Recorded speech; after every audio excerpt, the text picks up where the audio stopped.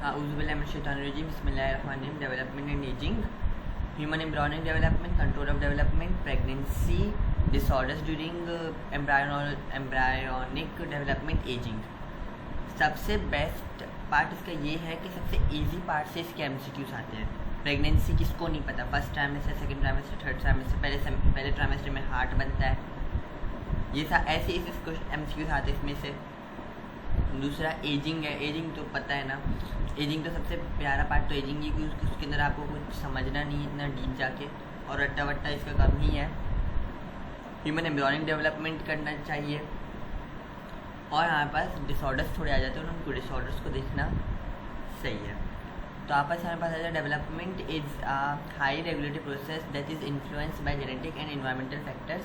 ये इन्फ्लुएंस कैसे, तो जेनेटिक फैक्टर्स से, जैसे फॉर एग्जांपल मेरी जीन में अगर फॉर एग्जांपल मेरी डेवलपमेंट, अभी डेवलपमेंट की बात कर रहे हैं, अभी बच्चे की बात नहीं कर रहे हैं, जो फीटस है, मेरे घर में सब लंबे हैं, 5 फुट 6 इंच से सब लंबे, मेरी बहन को छोड़ के बाकी सब लंबे हैं, लेकिन मैं 5 फुट 4 इंच हूँ। क्यों? क्योंकि अगर मेरी जीन्स में अगर थी भी तो मैंने इन्वायरमेंटल फैक्टर समझे, जैसे कि मैं कम खाता हूँ, हाँ मैं कम खाता हूँ, मैं पढ़ाई शुरू से कर रहा था, MCAT वगैरह ये वो तो कभी एक्सरसाइज वगैरह के लिए मतलब एक्सरसाइज करता हूँ इसका, लेकिन ये ऐसा वाला एक्सरसाइज नहीं जिसकी दौड़ लिया वगैरह वगैरह, दौड़ने वाले गेम ऐसे कभी कोशिश नहीं की। क्रिकेट हो गया, बैडमिंटन हो गया, ऐसी चीज़ें खेल ली, तो इनमें दौड़ना फिर मेरा कम हुआ, तो इन्वायरमेंटल फैक्टर्स की वजह से और कुछ खाने वगैरह की वजह से भी डेवलपमेंट रुक गई। And it requires the precise, मतलब इन्वायरमेंटल फैक्टर्स होते हैं, precise coordination of numerous cellular and molecular processes. सही है। Growth refers to an increase in size और numbers of cells, tissues and organs, often resulting in an increase in overall mass. सही है। अब आ जाती है fertilization and its site. Union of male and female gametes is called fertilization. बकवास बात। This union results in the formation of single cell called zygote. Embryo के बाद हमारे पास जाइगोट फॉर्मेशन होती है। Egg release from ovary in the form of secondary oocyte which is covered with zona pellucida. Zona pellucida को फिर तोड़ता कौन है, उसको हमें पता है, एक्रोमियर तोड़ता है स्पर्म का। Fertilization takes place in proximal part of oviduct. Proximal पिछला पार्ट होता है ना, जैसे मतलब ओवरी के साथ वाला जो शुरू का थोड़ा पार्ट होता है ना, वहाँ पे जाके इसकी ये शुरू हो जाती है fertilization. This process is facilitated by enzymes on the surface of the sperm cell which breaks down the outer membrane of the egg. वैसे एक और बात, मैंने आप लोगों के लेक्चर्स सारे के सारे प्रोफेसर कुमार को सेंड कर दी, तो आप उनसे एक्सेस ले लीजिएगा। Once sperm cell has successfully penetrated the egg cell, zona pellucida of the egg undergoes changes that prevent any other sperm from entering. मतलब फिर वो स्ट्रक्चर चेंज हो जाता है, उसके अंदर चेंजेस आ जाते हैं कि कोई और स्पर्म एंटर ना हो। One sperm cell has entered the egg cell, दोनों फ्यूज़ होते हैं, न्यूक्लियस सिंगल बन जाता है, डिप्लॉयड बन जाता है। पहले हमारे पास हैप्लॉयड न्यूक्लियस था, वो डिप्लॉयड न्यूक्लियस बन गया है। This marks the beginning of the development of the new individual. अब वो कोई भी हो सकता है, ज़रूरी नहीं कि ह्यूमन ही, लेकिन हम यहाँ पे ह्यूमन्स की बात करें ज़्यादा। The zygote then undergoes a series of cell divisions. फिर वापस वो सेल डिवीजन 4 से 8, 8 से 16, ऐसे 16 से 32 ऐसे करके वो जाना शुरू हो जाता है 64 एंड 128, उससे भी आ गया था लेकिन मैं शो नहीं मारूंगा। And transformations as it travels down the fallopian tube towards the uterus. सही है। Where it will implant the uterine lining and continue to develop. यह आ गया, इसने इसको तोड़ा, बस सही है, ना वो ना करें। Cleavage and egg types. अभी बच्चे जो मेरी तरह के जो कमज़ोर बच्चे होते हैं, वो क्या करते हैं, इस चैप्टर को छोड़ देते हैं, सिर्फ प्रेगनेंसी कर लेते हैं। तो उनमें से मैं एक हूँ, लेकिन मुझे इसका अभी कहाँ तक सेल बायोलॉजी पढ़ ली, मेरे सेल बायो में आप लोगों को पता है, आप लोगों ने पता नहीं कि बतुआ तो नहीं दी, आप लोगों ने दी होगी, ऑफकोर्स क्यों नहीं की आप लोगों ने बतुआ, मैंने कौन सा खराब काम किया है। लेकिन मेरे 25 में से 13 आए हैं। आज मैंने जब रिज़ल्ट देखा और मैं टूटा हुआ तब से, क्योंकि सिर्फ 3 बच्चों के आए हैं 13, बाकी सबके 13 से ऊपर है। तो उन दोनों को छोड़ के मतलब मैं फेल हूँ, मतलब 15 वाला फेल होता है आउट ऑफ 25 और मेरे 13 हैं। तो सेल बायो तो मुझे आती भी नहीं, इतनी मुश्किल है सेल बायो के लिए प्लीज़ वो कीजिएगा। हर साल बच्चे फेल होते हैं, हम सारे सीनियर्स बैठे हुए हमारे साथ क्लास लेते पे चले जाते हैं, लेकिन मुझे उनमें से नहीं होना है। अब मुझे सिर्फ सेल बायो ही पढ़नी है, बाहर में गए बाकी सब्जेक्ट्स। चलिए ठीक है, हम क्लीवेज एंड इट्स टाइप पढ़ लेते हैं।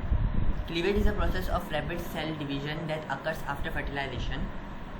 फर्टिलाइजेशन के बाद क्लीवेज होना शुरू हो जाती है। क्लीवेज हमें पता है कि हमें फाइन डिस्ट्रीब्यूशन ऑफ एवरीथिंग करनी है, during which the zygote develop into smaller and smaller cells. वही फाइन मतलब छोटा छोटा, each containing a copy of genetic material from the original cell. सही है, डॉटर सेल्स बन रहे हैं फ्रॉम पेरेंट सेल, इतना डीप में ना जाए। The purpose of cleavage is to generate many cells that will eventually form the tissues and organs of the developing embryo. हमें पता है बहुत सारे सेल्स मिलते हैं, फिर टिश्यूज़ बनते हैं, फिर टिश्यूज़ मिलते हैं, फिर ऑर्गन्स बन जाते हैं। The amount of yolk present in the egg cell can significantly impact the cleavage process. सही है, योग के ऊपर होता है। In some animal species such as birds and reptiles the egg contains a large number of yolk which can make cleavage more difficult. अच्छा, एक हमारे पास ये है कि योग जितना होगा उतना ज़्यादा क्लीवेज मोर डिफ़िकल्ट हो जाएगा। योग क्योंकि एक कंडेंस्ड एक फ्लूइडी लिक्विड है ना, तो मतलब बहुत गाढ़ा होता है। मुझे लगता है आप लोगों ने तो योग देखा हुआ होगा कि योग कैसा होता है, तो उसकी वजह से जो फर्टिलाइजेशन के बाद जो क्लीवेज होती है उसको काम करने में डिफ़िकल्टी होती है। In eggs with moderate to little yolk, cleavage occurs throughout the whole egg, a pattern called holoblastic cleavage। ये जो क्लीवेज है, ब्लास्टोडिस्क वगैरह है, इनको जो ये जो डब्बे बने हुए ना ऐसे मोटे मोटे, हमें बस इनको करना है, क्योंकि इस चैप्टर में से मैंने बहुत कम एमसीक्यूज देखी है। चाहे मैं लियारी की बात करूँ, चाहे मैं अपने प्यारे SIUT की बात करूँ, चाहे मैं जिना की बात करूँ, लेकिन हमें ये वापस से बात आ जाती है कि आप लोगों का भरोसा नहीं है, आप लोग की बारी में आ गया, फिर आप लोग क्या करेंगे। जो little to moderate egg yolk होता है और जो cleavage throughout the egg होती है उसको हम होलोब्लास्टिक कहते हैं। However in eggs with a large amount of yolk with a small amount of clear cytoplasm concentrated at one pole called the blastodisc. Cleavage in, थोड़ा पीछे हो जा भाई। Cleavage in egg restricted to the blastodisk. The yolk is essentially and ये क्या लिखा हुआ है, तो पीछे नहीं जा रहा। तो इस टाइप की हम जो cleavage in egg restricted to the blastodisc, जो ब्लास्टोडिस्क है वहाँ तक ही हमारे पास जो क्लीवेज है वो होता है, उसके अलावा बाकी कोई भी जगह पर नहीं होता, तो उसको हम मीरोब्लास्टिक क्लीवेज कहते हैं। हमारे पास ये आ गया, इसको करना है हमें। आइसोलेसिथल में क्या हो रहा है, रेडियल होता है, एकानोडर्म्स और amphibians, spiral annelids, molluscs, platforms. Bilateral हमारे पास ट्यूनिकेट्स में होता है, रोटेशनल हमारे पास मैमल्स एंड नेमाटोड्स में होता है इस तरह से। और मीजोल बस पूछ लेंगे कि रोटेशनल किस में होती है, फिर 4 ऑप्शन दे देंगे, 2 ये होंगे, मतलब एक ये होगा, 2 ये होगा, एक ये होगा, ऐसा MCQ आएगा। इससे ज़्यादा इसका मुश्किल कुछ नहीं बन सकता है। मीरोब्लास्टिक फिर हमारे आ जाते हैं टीलोलेसिथल, बायलैटरल होते हैं, सिफेलोफाइड मोलस्क्स में होता है ये, मतलब बीच से एक वो आता है, फिर वापस एक और कट लगता है, मतलब कैसे बताऊँ। एक 2 बंद है ना हमारे पास, वो डबल रोटी वाले, जो डबल रोटी है ना, मैंने उसको क्या किया ना, वो 4 कोने थे, मैंने पहले 2 तरफ से उसको फाड़ के खोला, फिर 2 तरफ से फाड़ के खोला, जिस तरह से हम अनार को खोलते हैं, लेकिन अनार को फिर सिर्फ 4 कोने से खोल सकते और ज़्यादा नहीं खोल सकते, तो उस तरह से इसकी होती है। डिस्क्वाइडल, इसके ऊपर 2 और पोर आ गए, फिर उन 2 पोर के ऊपर और आ गए, उनके ऊपर फिर और आ गए। फ्रॉग्स में मैंने जो, अगर आप फ्रॉग्स के बारे में सर्च करेंगे ना, तो आपको फ्रॉग्स के लिए बाकायदा से वीडियोज़ है यूट्यूब पर, आप देख सकते हैं। डिस्क्वाइडल में होता है हमारे पास फिश, रेप्टाइल्स, बर्ड्स। सेंट्रोलेसिथल में फिर हमारे पास आते हैं सुपरफिशियल मोस्ट इंसेक्ट्स आ जाते हैं। Eggs can be classified in 2 different types on the amount of distribution of yolk present in them. There are 3 types.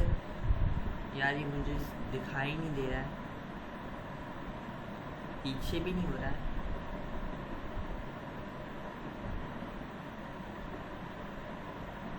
ये पेज सही, ये पेज ख़राब है। अच्छा फिर स्टूडेंट्स इसका मुझे रिमाइंडर दे दीजिएगा, इसको मैं कहीं और से देख के फिर पढ़ा दूंगा। इस पेज को और इस जगह को लाइन आउट करने आप लोग खुद पढ़ लेंगे तो उसमें भी कोई हर्ज नहीं। आप लोगों ने आई थिंक ये चैप्टर पढ़ा होगा, लेकिन कुछ लोग अगर मेरी तरह उन्होंने चैप्टर स्किप किया होगा तो उनको तो पढ़ाना पड़ेगा ना। चलिए अब यहाँ पे आ जाते हैं। Examples of many animal that lay isolecithal eggs include many fishes नहीं बोलते, फिश बोलते, amphibians and some invertebrate. In addition to these three types of eggs, there are also intermediate forms such as mesolecital eggs, which have a moderate amount of yolk that is distributed throughout the egg, but not evenly. इनके नाम पास आ जाते हैं, इन fishes में हो जाता है और amphibians में होता है। अब morula and blastula, best part. The term morula refers to a solid mass of blastomeres formed by the several cleavage of the zygote. बहुत आसान सी बात। The morula in humans contains at least 60 cells. Human का जो morula होता है वो कितने sales पे कंसिस्ट करता है? 60 पे। ये प्लीज देख लीजिएगा। The zygote grows in a blastocyte, a hollow bubble-like structure that eventually implants in the uterine lining when the number of cells in morula rises. फिर जो हमारा ज़ायगोट होता है वो ब्लास्टुला के अंदर ग्रो करना शुरू हो जाता है। ये हमारा ब्लास्टुला बन चुका है, ये रहा ब्लास्टुला। फिर इसके ब्लास्टोसाइट कैविटी है, ब्लास्टुला तो ऊपर बनेगी ना, तो जो ब्लास्टुला ऊपर बनेगी उसके अंदर जितना भी होगा ना ज़ायगोट होगा वो इसके अंदर ही फिर बनना शुरू हो जाएगा, जिसकी आप लोग देखते हैं फिर आहिस्ता आहिस्ता फिर ये ज़ायगोट एक जो ब्लास्टोसाइट होता है वो एक वो लेना शुरू कर देता है हमारे पास। स्ट्रक्चर्स का नाम क्या, स्ट्रक्चर को मैं भूल गया, स्ट्रक्चर का नाम भूल गया। इन अ ब्लास्टोसाइट और hollow bubble like structure that eventually implants in the uterine lining. तो जो हमारे पास ब्लास्टोसाइट होता है ये हमने पिछले वाले चैप्टर में भी देख लिया था, रिप्रोडक्शन वाले चैप्टर में, कि जो हमारा ब्लास्टोसाइट होता है यहीं जाके फिर यूट्रस की लाइन के साथ अटैच होता है। इसको कुछ बोलते, इसका नाम है इस प्रोसेस का, यहाँ पे जाके अटैच होने का, मैं प्रोसेस का नाम भूल गया। Bubble like structure eventually implants in the, मतलब कौन सा साइट जाके इम्प्लांट होता है यूट्रस के साथ, यूट्रन लाइनिंग के साथ, वो हमारे पास ब्लास्टोसाइट ना। When the number of cells in the morula rises, the process of generating the blastocyst known as blastulation. जो प्रोसेस होता है जनरेट करना ब्लास्टोसाइट का वो हम ब्लास्टुलेशन उसको कहते हैं। Blastulation begins with cleavage, cells divided into an inner cell mass and an outer layer of cells known as the trophoblast. The trophoblast will give rise to the placenta. Trophoblast किसका rise देगा? Placenta का। ये जो हमारे ये वाली जगह है, ये पहले HCG इसको सपोर्ट कर रहा था, फिर जब तीसरे महीने बाद जब प्रोजेस्टेरोन एस्ट्रोजन इसको खत्म करना शुरू करते हैं तो यहाँ से हमारा प्लेसेंटा बनना शुरू हो जाता है। Give rise to the placenta while the inner cell mass will develop into the various tissues and organs of the embryo. तो जो हमारा इनर मास जो ये यहाँ पे बचा हुआ है क्लीवेज वगैरह का अंदर का, तो हमारे पास एम्ब्रायो बनना शुरू कर देता है। So inner mass cells are called embryoblasts. सही है।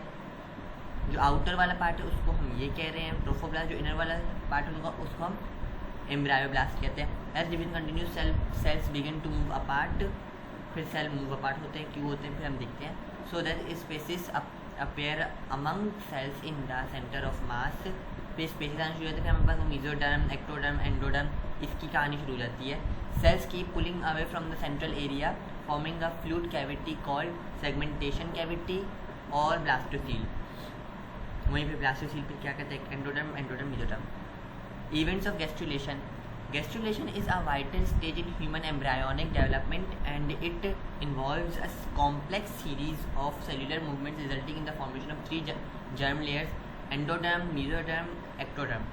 जिन्हें mesoderm नहीं तो हम डिप्लोब्लास्ट कहते हैं और हम ट्रिप्लोब्लास्ट हैं।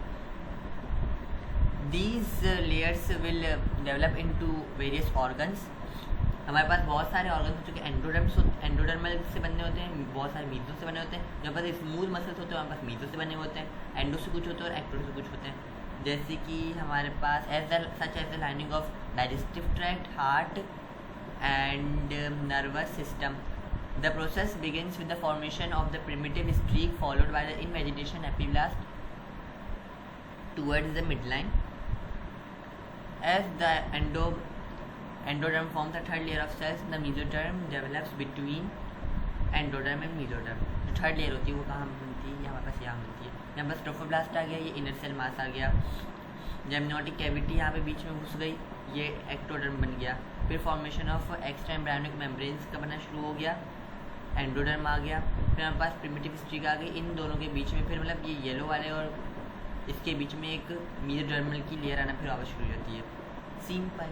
During gastrulation the inner cell mass creates hypoblast cells that lines the blastocoel. Gastrulation के वक्त जो इनर सेल मास क्रिएट करता है एक हाइपोब्लास्ट। माशाल्लाह, कहाँ है? अब तो बनाए होंगे। अरे वाह, मुबारक हो। Resulting in the primitive yolk sac and a bi-layered embryonic disc made of the epiblast and hypoblast। हमारा एपीब्लास्ट कहाँ है? यहाँ पर इसमें तो कुछ भी नहीं, तो ये बनाया भी क्यों है भाई? एपीब्लास्ट और हाइपोब्लास्ट मतलब ये जो एक गैस्ट्रुलेशन के वक्त इनर सेल मास क्रिएट करता है hypoblast cells that lines the blastocoel. Blastocoel हमारे पास हमें पता है जहाँ पे ये इम्प्लांटेशन हुई ना, वहाँ पे जाके ये काम होना शुरू हो जाता है। फिर हमारे पास resulting in the primitive yolk sac, मतलब जो योग का जो सैक था उसकी तरह बनना शुरू हो जाता है। And a bilayered embryonic disc made up of epiblast and hypoblast. फिर हमारे पास एक बायलेयर्ड एम्ब्रायोनिक डिस्क बन जाती है जो कि मेड करती है एपीब्लास्ट और हाइपोब्लास्ट। मतलब एपीब्लास्ट बाहर का जो बाहर का हिस्सा हमारे पास एपीब्लास्ट है, जो हमारे पास अंदर का हिस्सा हमारे पास हाइपोब्लास्ट है, क्योंकि एपी के नीचे यहाँ पे वो हाइपो होता है। The epiblast splits into the amniotic ectoderm. जो हमारे पास एपीब्लास्ट होता है वो स्प्लिट करता है। अच्छा, तो ये तरफ है, ये तरफ नहीं है, वो ये तरफ है, लेकिन योग से तो नीचे की तरफ है। माशाल्लाह। द कहाँ गया? The epiblast splits into the amniotic ectoderm and the embryonic epiblast. जो एपीब्लास्ट होता है ना, मुझे जो इस चैप्टर में कुछ समझ नहीं आ रहा, लेकिन जो एपीब्लास्ट होता है स्प्लिट कर लेता है into the amniotic ectoderm and the embryonic epiblast. The embryonic epiblast develops into embryo. जो एम्ब्रायोनिक एपीब्लास्ट होता है वो एम्ब्रायो बन जाता है, including ectoderm, endoderm, mesoderm and germ cells. तीनों जर्म सेल्स ही हैं। While the embryonic endoderm form the योग सेक। जो एपीब्लास्ट होता है वो हमारे पास डेवलप हो जाता है एक्टोडर्म में, एंडोडर्म में, मेसोडर्म में और जर्म सेल्स में। While the extra embryonic endoderm होता है वो हमारे पास योग सेक बना लेता है। जो एक्स्ट्रा पे बच जाता है उससे हम ये बना लेते हैं। The trophoblast develops through several stages, eventually forming a chorion, the embryonically derived portion of the placenta. Chorion, सही है। The trophoblast cells also induce the mother's uterine cells to form the maternal portion of the placenta। जो हमारे पास trophoblast cell होते हैं वो हमारे पास placenta की एक लाइनिंग बना रहे होते हैं और फिर एक यूट्राइन सेल्स के ऊपर मदर पोर्शन ऑफ प्लेसेंटा बना रहे होते हैं। जैसे the decidua becomes rich in blood vessels that will provide oxygen and nutrients to the embryo। Fate of germ cells, जो हमारे पास एक्टोडर्म होते हैं स्किन बन जाती है, एक्टो बाहर की जो स्किन बनेगा, टीथ बनेंगे, आइज, नर्वस सिस्टम। मेसोडर्म में हमारे पास फिर वो स्मूथ आ जाते हैं। मेसोडर्म में स्मूथ नहीं है, बोन्स हैं, मसल्स हैं, हार्ट है, हार्ट वैसे स्मूथ मसल्स हैं।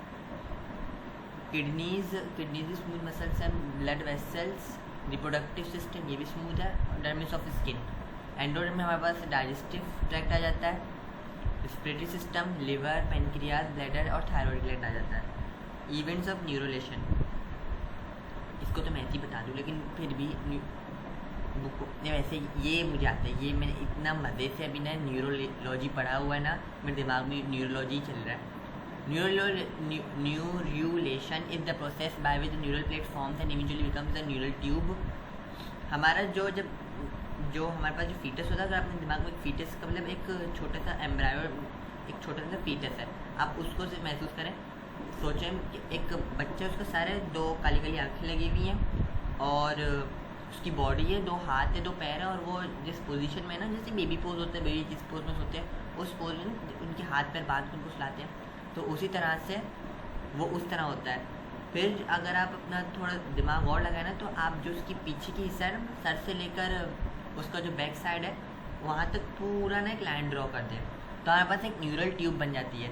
फिर हमारे पास न्यूरल ट्यूब ना 2 बार फूलता है।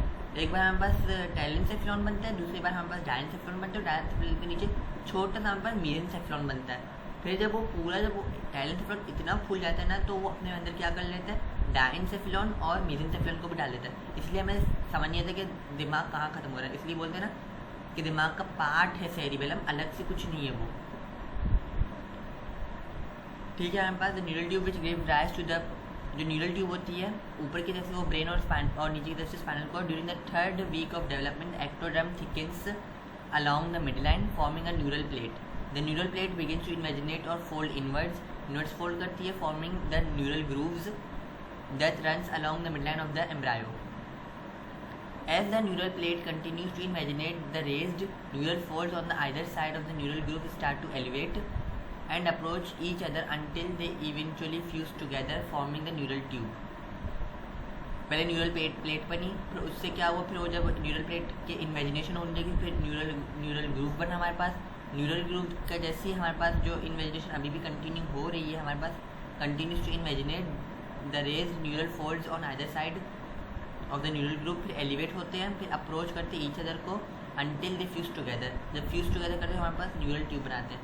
As the neural tube is forming some of the cells at the edge of neural plate, जो एज के ऊपर हमारे पास, जो एज मतलब कोने के ऊपर हमारे पास जो सम सेल्स हैं न्यूरल प्लेट के, वो start to break away and migrate to form the neural crest. फिर हमारे पास ये देख लीजिए, ये आ गया हमारे पास जो क्रेस्ट है एज के ऊपर। फिर हमारे पास जो ऊपर की तरफ होती है, वहाँ से हमारे पास जैसी ब्रेन का जो हमारे पास पॉन्स है, मेडुला ऑब्लोंगाटा और मिड ब्रेन है। तो ब्रेन के इन तीनों पार्ट से हमारे पास क्रेनियल नर्व्स का आना शुरू है। फिर उन क्रेनियल नर्व्स के सीधा नीचे से हमारे पास स्पाइनल नर्व्स का आना शुरू होता है। तो मतलब यही बात लिखी हुई है, the neural crest will eventually give rise to the various types of cells including cranial and spinal nerves, some components of the skull and face and pigment cells. As the neural tube form, it also undergoes segmentation forming distinct regions that will give rise to different part of the nervous system. Segmentation होती है हमारे पास, वो मैंने आप लोगों को पहले बता दी कैसे होती है। For example, the interior and of the neural tube will form the brain. जो एंटीरियर हमारे पास है वो मैंने आपको बता दिया कि टेलेनसेफ्लॉन की तरह वो फूल जाता है। while the posterior end will form the spinal cord. The neural tube eventually closes at both ends, the cranial head and closing face first, followed by the caudal tail end.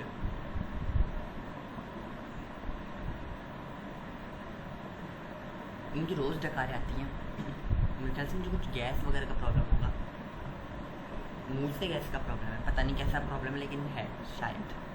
Cranial nerve ganglia. Cranial nerve ganglia हमारे पास sensory and autonomic ganglia of the cranial nerve होती हैं। Adrenal medulla. Adrenal medulla हमारे पास brain का part है, किसी और चीज़ का पार्ट नहीं है, ठीक है। हमारे पास एक एड्रिनल मेडुला होता है, मतलब हमारे पास जो एड्रिनल ग्लैंड है ना, वो हमारे पास ना किडनीज़ के ऊपर है।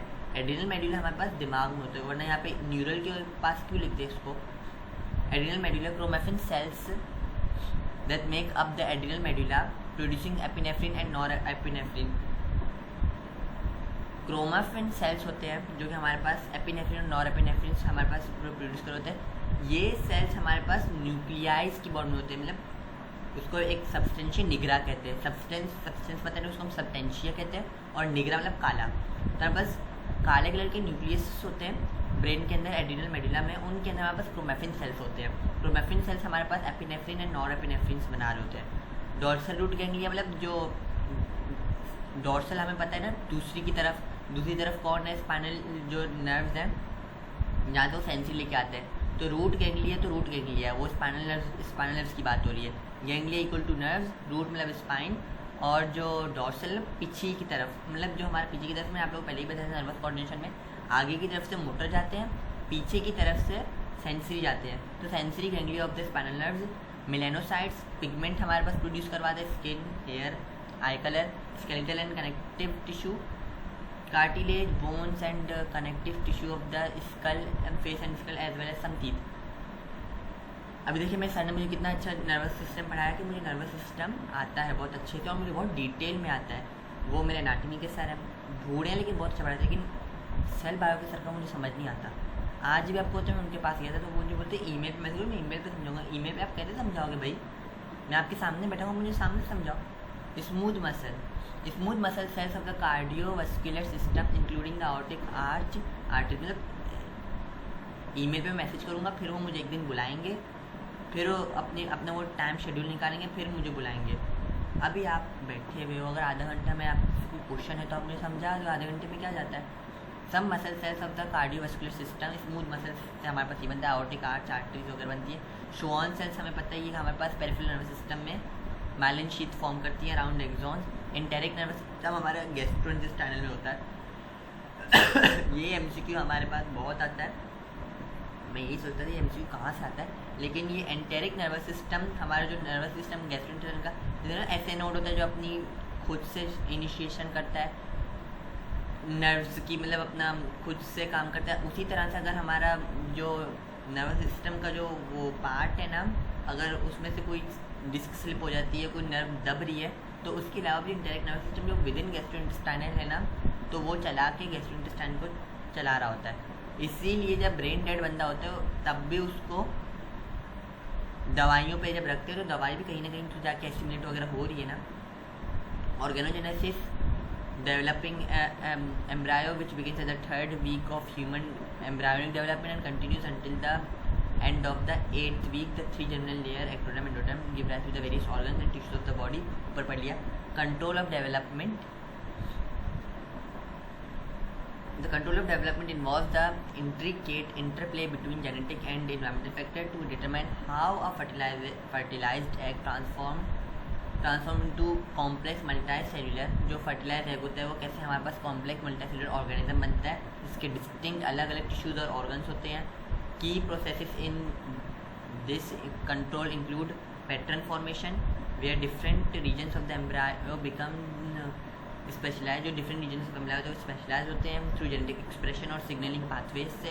And other essential aspect is the cell differentiation where undifferentiated cells acquire specific identities through the influence of signaling molecules and transcription factors. Additionally, the environment, including factors like temperature, light, and nutrients, also influences gene expression and cell differentiation, thereby impacting the overall development of the organism.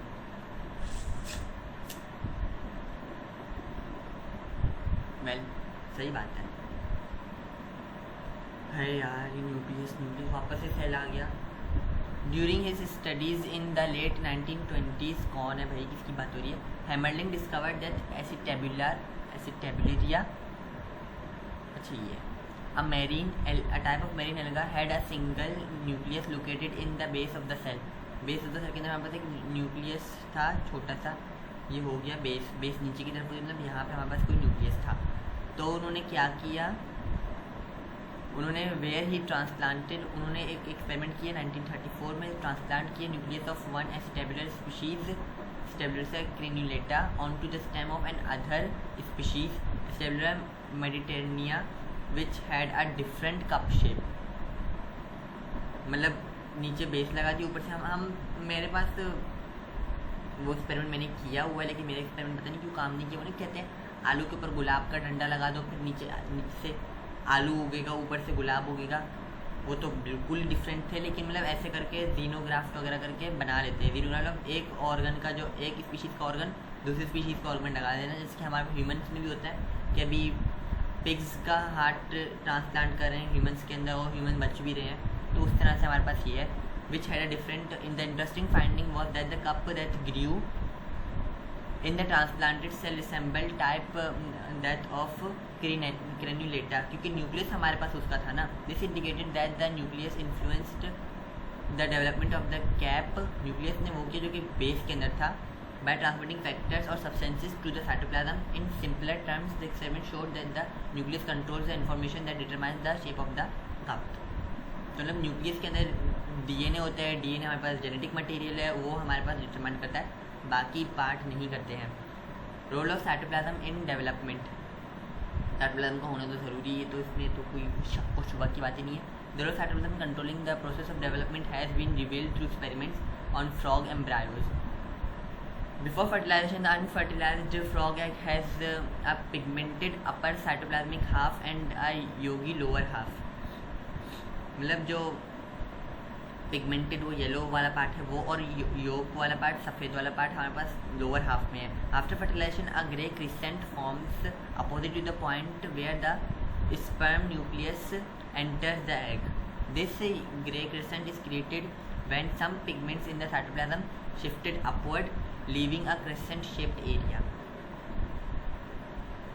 Grey crescent central हमारे पास फिर ये results आ गए.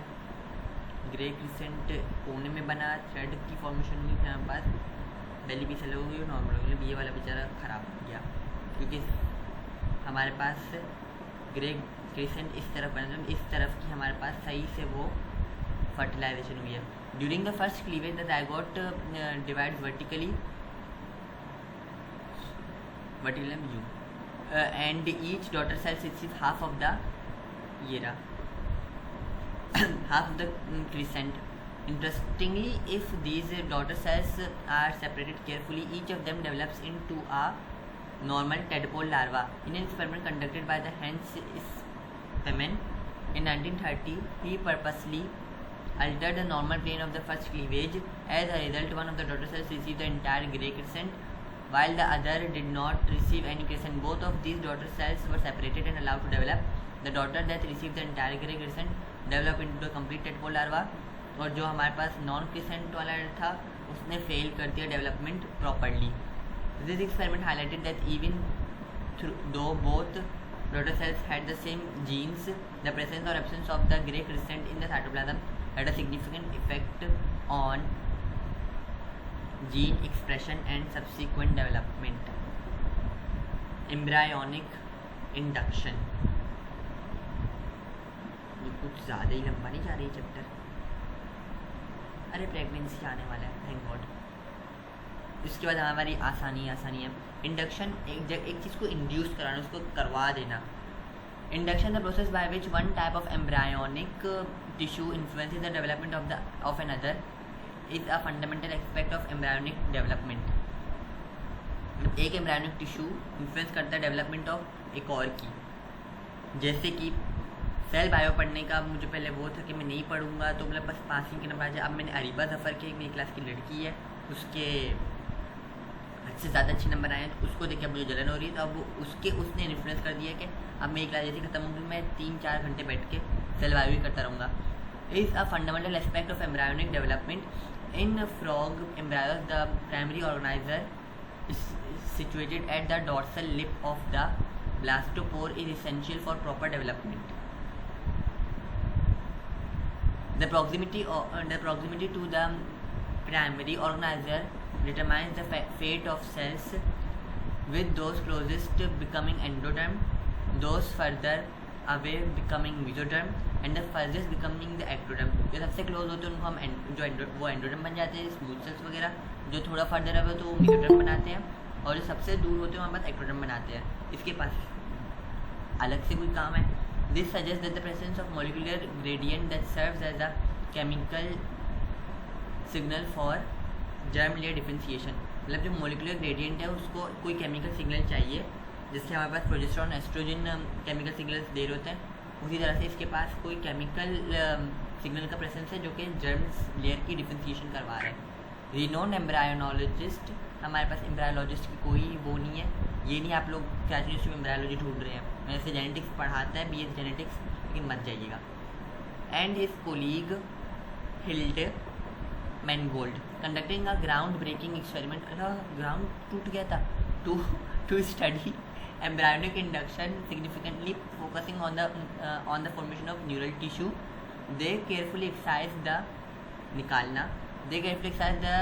presumptive nervous system tissue above the notochord. उन्होंने notochord का जो above वाला हिस्सा है वो निकाल दिया and transplanted. एक मिनट, कोई आया है? माशाल्लाह बबिया आया है. चले, ये रिमार्क कहाँ गया? Nervous system and transplanted into a different region of the embryo, the belly area. Remarkably, the transplanted tissue failed to develop into neural tissue at the new location. नहीं हो पाया. This experiment demonstrated the influence of the capacity of the transplanted tissue, indicating that it induced the surrounding cells to adapt specific fates. The notochord, acting as the primary organizer, played a vital role by increasing signaling molecules that guided neighboring cells to differentiate into neural tissue. इसमें कोई उर्दू वाली बात है तो बस वो कर दिया है कि जो न्यूरल टिश्यू है वो नई जगह जाके वो डेवलप नहीं हो पाया, वो जगह फेल हो गई क्योंकि हमारे पास जो बाकी के सेल्स थे उन्होंने बताया कि ये तुम्हारी लोकेशन नहीं है, यहाँ पे तुम्हारे सही से वो काम नहीं कर सकते जो तुम्हारा वो काम है। जैसे कि उसने जाके बेली एरिया में जाके वो कोई और एम्ब्रायो था उसका बेली एरिया में जाके वो इम्प्लांट कर दिया। अभी बेली में कौन सा दिमाग बनेगा। Spearman and Mangold's findings revolutionized our understanding of embryonic induction, revealing that certain tissues have the ability to direct neighboring cells towards specific unknown paths. ये अननोन पाथ्स इसलिए बोलो मुझे समझ यहाँ पे दिखाई नहीं दे रहा क्या लिखा हुआ है।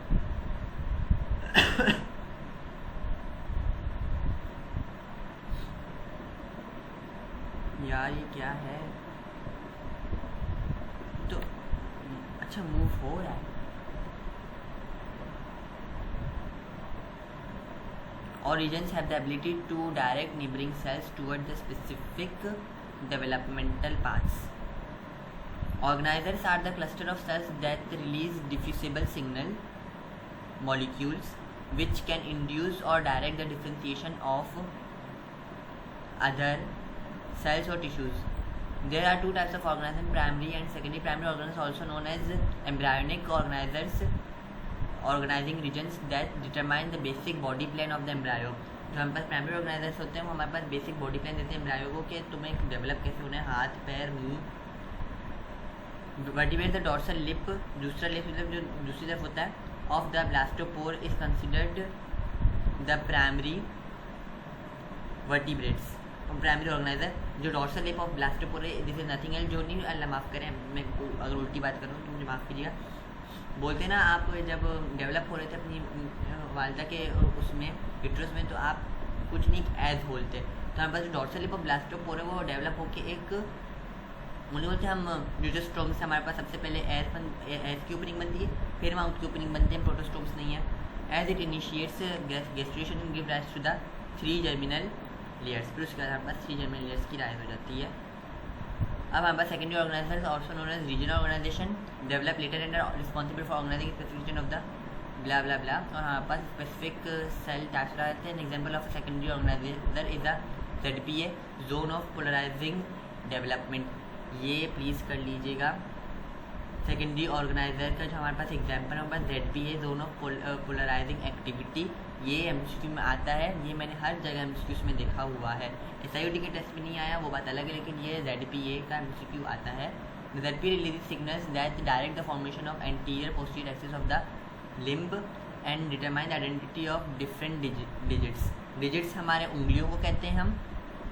और एंटीरियर पोस्टीरियर एक्सिस कैसे होता है लिम्ब का, कि एंटीरियर वाला फ्लेक्स करेगा, पोस्टीरियर वाला हमारे पास एक्सटेंड करेगा। तो ये सारे काम को ZPA सिग्नल कर रहा होता है कि तुम्हें इस तरह से फॉर्म होना है, और आइडेंटिटी बनाता है डिफरेंट डिजिट्स की। जैसे फॉर एग्जांपल हमारे पास जो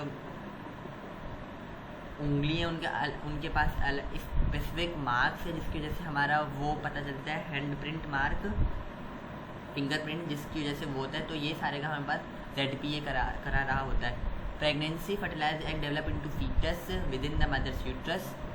the process of pregnancy begins with the fertilization when sperm penetrates and combines with an egg cell forming a zygote. वैसे मैं एक बात बताऊँ आप लोगों को, ये जो हमने अभी जितना भी डेवलपमेंट देखा और पढ़ा ना, SIOT के टेस्ट में मैंने से कुछ भी नहीं देखा था, लेकिन फिर भी आप लोग अगर इसको अपने पास रख लेते हैं तो वो मैं वापस बोलूँगा जो बोल्ड वाले थे ना उनको पढ़ लीजिएगा, और ज़्यादा वो नहीं कीजिएगा। जैसे बोल्ड वाले ना इन्हें खुद ही बता दिया आप लोगों को सिर्फ बोल्ड वाले पढ़ने चाहिए, तो आप लोग सिर्फ बोल्ड वाले पढ़ के, मैं तो कहूँगा कि बोल्ड वाले पढ़े, जो इतना लंबा इन्होंने किया हुआ है इसको छोड़ के ही पूरा पढ़ना है ZPA, वो आप लोग सिर्फ बोल्ड वाले पढ़ लीजिएगा, और वो जो टेबल बना हुआ है तो टेबल कर लीजिएगा।